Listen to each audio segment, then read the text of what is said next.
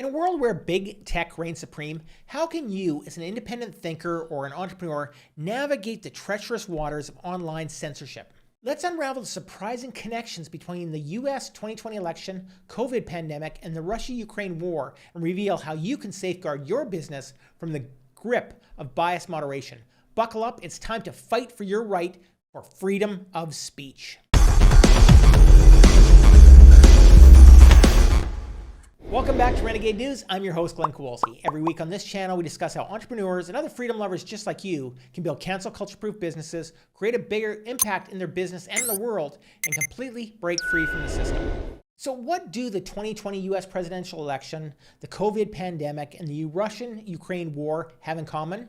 Well, what people can say and what they can't say on social media, and the role of big tech in making those calls, has emerged as a critical fault line in the US and other so-called free nations. You have these statists and these social justice warriors who are crying for content moderation and to clamp down on what they're calling disinformation, racism, and misogyny. But independent thinkers, they want to be able to end this bias censorship and demand the right to free speech. And so do businesses and entrepreneurs, especially ones whose messages don't slavishly obey the approved mainstream media narrative or what we're calling the current thing. Well, depending on where you're from, the idea of free expression on the internet may seem like either a birthright and not something that you should have to really think about, or it might be seen as more of a challenging problem that you struggle against every single day and have in ways well beyond and before the internet. But what is censorship? Censorship is nothing new. It's the suppression of information by the government, a school, a private institution, or a corporation. But internet censorship is still really the wild, wild west out there because no one really knows just how far it's going to go or how bad it's going to get. In the US, the First Amendment protects individuals from government censorship. But there's this serious debate going on about how to regulate our freedom of speech in the online sphere, particularly on places like social media, so that they can balance the user's rights and the interest of tech companies and government. Social media platforms are private companies, and therefore they can censor what people post on their websites as they see fit. And I agree that they should be able to do that. But given that they have this growing role in public discourse, it's not like a private website where there's actually competition. With social media, it's very much a high barrier of entry, and they become these means of public discourse in very important, critical debates, critical information that affects all of our lives. And so it's important to ask ourselves, like, what exactly are these companies' censorship policies, and are those okay? Because, well, banning false information or hate speech, all of these things sound good in theory. In practice, it's really not so simple, and the execution of it is really prone to bias and to opinions. All popular social media platforms, including TikTok, Facebook, YouTube, Twitter, all of them have different content moderation policies they're using.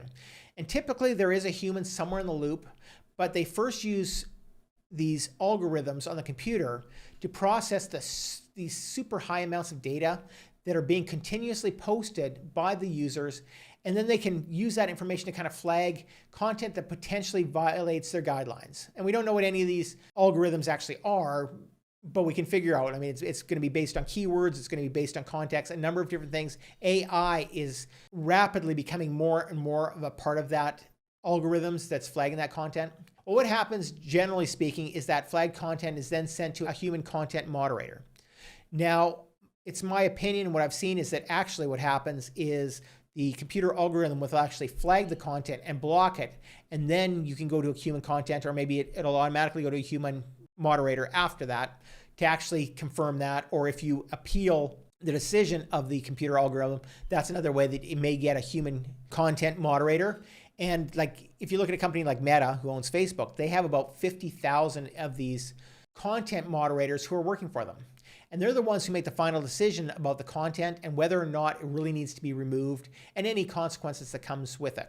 And while there are content moderation guidelines, and those kind of set the tone for what content should be allowed on the platform and what should not be, some content and some aspects of this content, things like disinformation, can be very subjective. So even if you have these guidelines in place, there's still a lot of sway room. What one person might think of as disinformation is really just another scientist or another informed person's opinion on something, and what they think is the right information is just another person's opinion on those matters. Same with politics, health, any of those topics. Many times, disinformation is not really disinformation. It's just a different way of looking at the information or a different opinion on whatever the subject matter might be. And that ends up getting assessed differently by different algorithms and by different humans who have to make those instinctive decisions. But those decisions, they reflect all of their own biases, and they reflect all of their values and their beliefs. And all of that comes into play, which obviously means it's not a very objective system. It's very subjective. And there's this need to screen and review millions and millions of posts per day on sites like YouTube, Facebook, and that's given rise to this almost a shadow industry of commercial content moderation. So for example, early on in the COVID-19 pandemic, there was this mounting criticism that social media was spreading disinformation about COVID-19. Facebook expanded an unprecedented campaign to police falsehoods, what they were calling falsehoods, early in the cycle by banning what it called debunked claims about the virus. So one of those particular claims, just as an example, was the claim that COVID was man-made and had leaked from a lab in Wuhan, China. However, back in May 2021, which was like only 3 months after it imposed that ban, they started to backtrack and said that in light of ongoing investigations into the origin of COVID-19 and in consultation with public health experts, we will no longer remove the claim that COVID-19 is a man-made app or is man-made from our apps. So at that point, as of May 21, 3 months after saying banning people, kicking people off, censoring posts, and saying there was false information, the investigation had turned and it started to look more likely, so they had to reverse their policy. And during that time, if you were one of the people who had read information and maybe came to the conclusion that it was in fact made in a lab, you were ostracized, censored, quieted, shut down, all of those things just because of your opinion.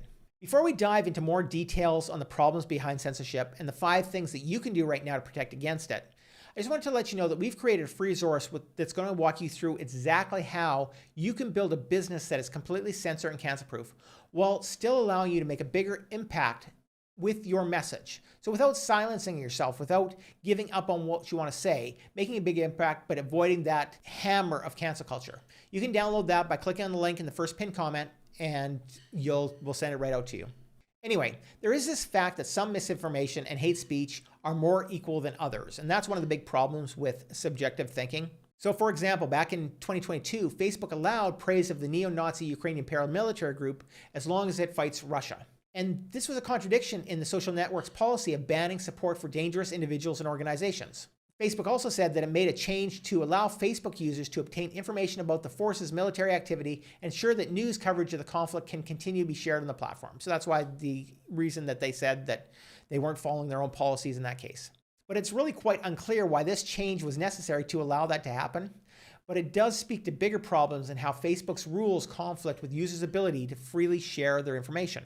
Another example, Facebook also made an exception to its long-standing hate speech policy to allow statements like to the Russian invaders and calling for violence against Russian President Vladimir Putin and his ally Belarusian President Alexander Lukashenko. So the rules aren't being applied freely. And that means that it's deeply concerning that this handful of companies have so much power over the public conversation. And again, that's the problem. It's not that they're a private company, it's just they have so much power with the public and how they actually debate. And for businesses, this power grab is especially concerning when it comes to getting your message out to the world. So the problem is that there's these arbitrary and these viewpoint discriminatory decisions, and they block users, they remove and downrank posts, they demonetize content, all of these things. And often they do it with little or no explanation at all, usually with no explanation at all. But that can really smother online discourse, and it prevents perfectly lawful enterprises from reaching their audiences online or using social media as a positive forum for debate, discussion, and connection. So we can't improve the world if we're not making debates, if we're not debating on the best and worst of things. And the problem is one particular slant and bias has much of the control in these forums, and it was being used to silence another viewpoint, calling something that's a different viewpoint false when in fact it was just a different opinion. And that's why millions of people around the world are taking matters into their own hands and finding ways to get around this online censorship. So here are some tips that you can use right now. You can start using them today that allow you to take back some of this control. For example, you can use a VPN, and a VPN is good for many things, obviously. But when it comes to avoiding censors, the VPN is going to hide your IP address. It's going to effectively make it impossible for governments and advertisers to track you online. And we've seen how critical that is with some high-profile cases in the UK where people have been arrested for what they've said. A VPN can help prevent that because it makes you more untraceable. Hiding your IP address provides you with a total online anonymity and a chance to experience the true online freedom, provided you do it right.